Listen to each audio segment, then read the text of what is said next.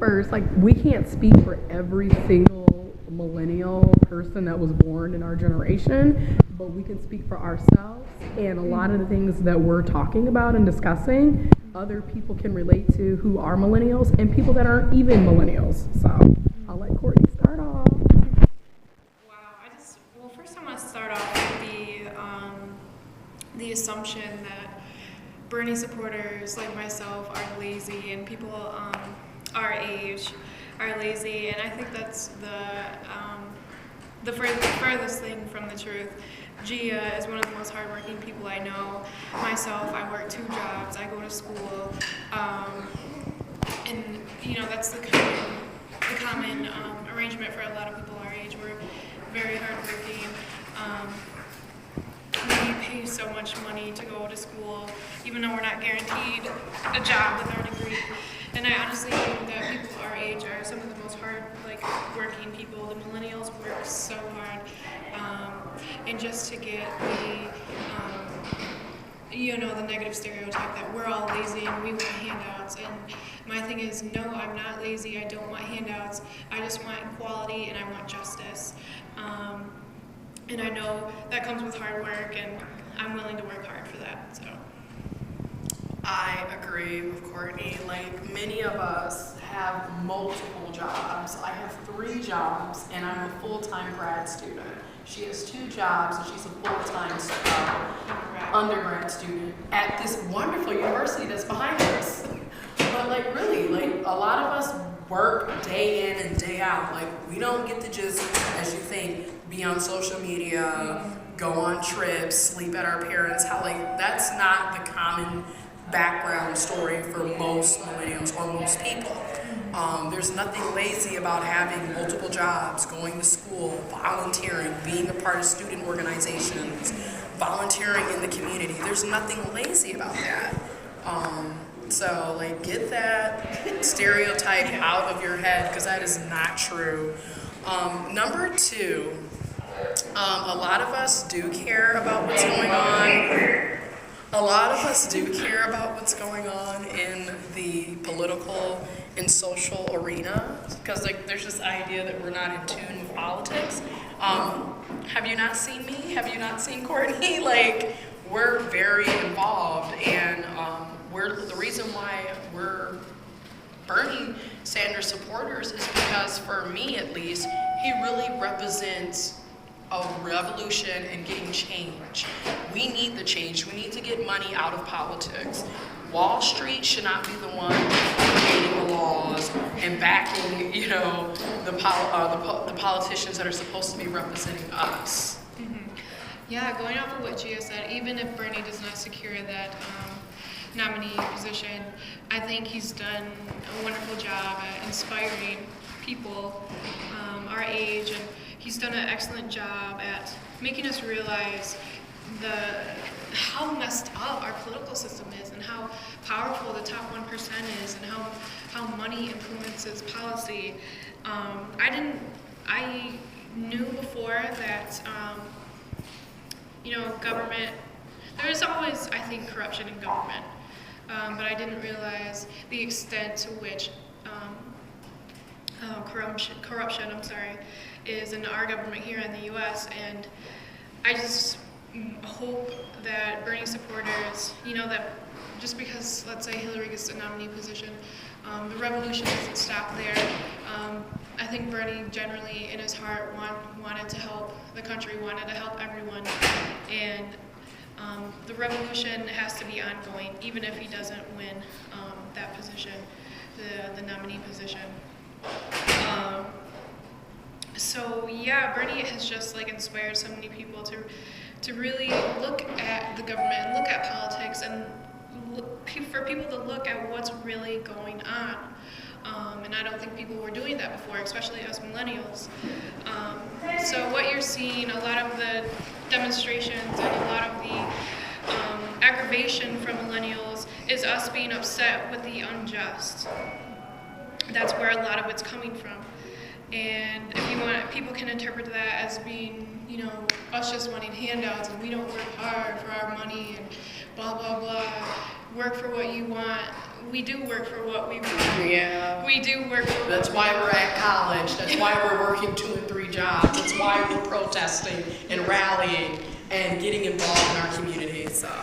Yes. Another important thing is we will be rallying in Philadelphia against the DNC, and that's in July. I think it's the 25th, 26th? The 25th. The 25th. Hashtag see you in Philly.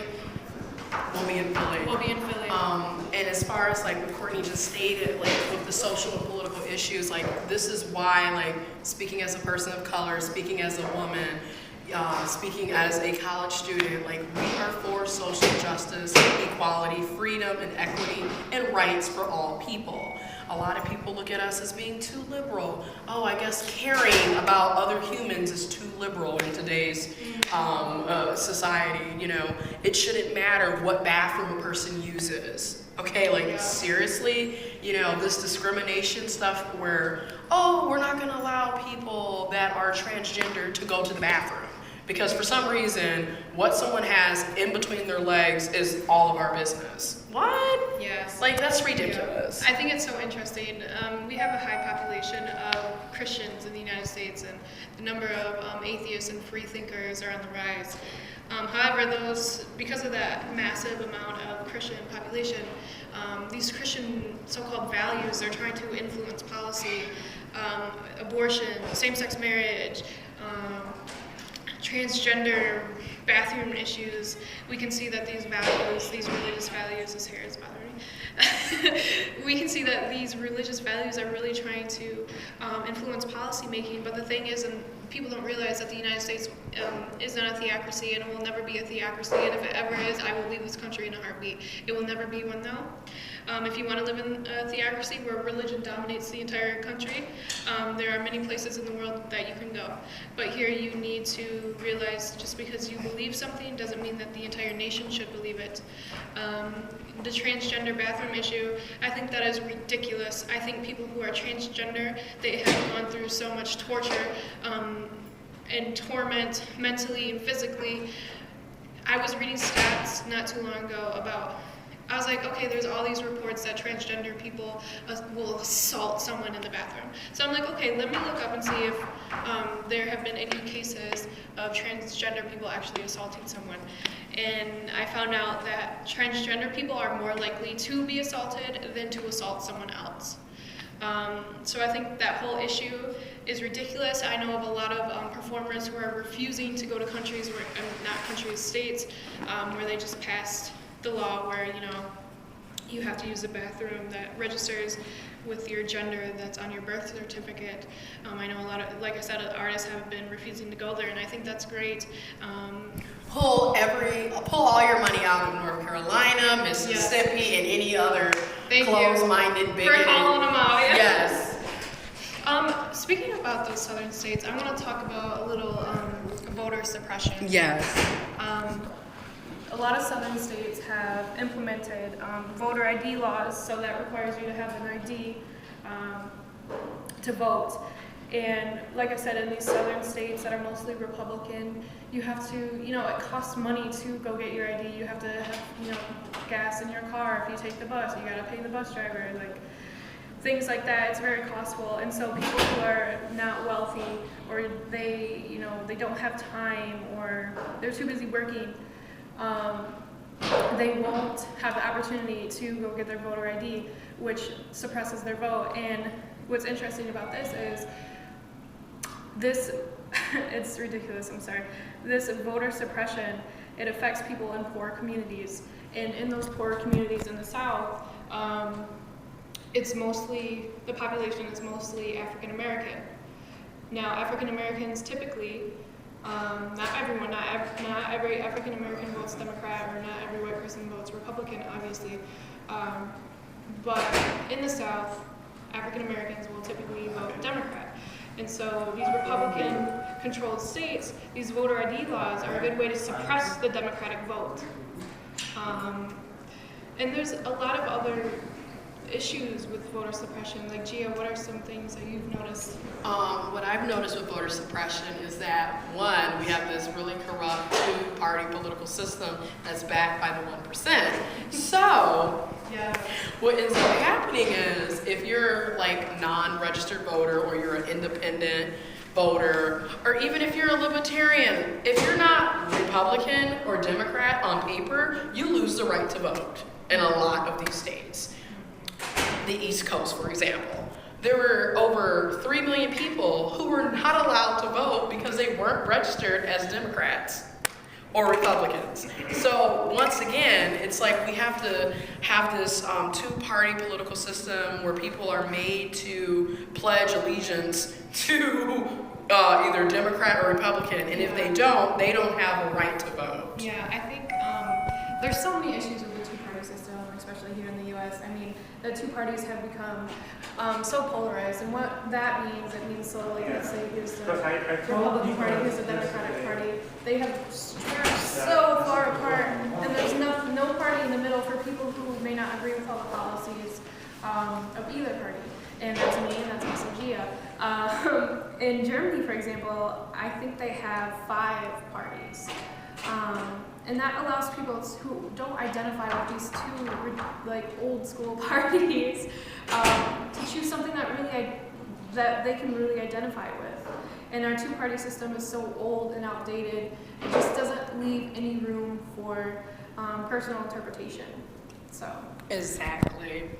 I agree. I mean, it's just, and then, like I said, it's all backed by the 1%, the Wall Street, the corruption. So we have policies that are being created and implemented to protect the Wall Street and the 1%. Meanwhile, the rest of us who are being denied rights, such as being able to vote, decent paying jobs, healthy, clean air and water and land, being able to use the bathroom, just everything that, that's supposed to be for the people, by the people, has been completely eroded because now it's all about the corporations and the people with money. And now corporations are considered people. So it's really ridiculous. But this video is getting long. But that is a little bit of what some of us millennials are thinking. For you, I know you're probably shocked because you think we're stupid and we're lazy and we only care about MTV and all of that. But this might be a shock to you that some of us actually do have a brain and we think very deeply.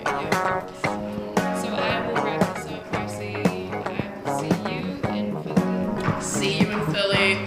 Follow us on social media. We are on there. Links will be in the description box below. And yeah, feel the burn. Feel the burn.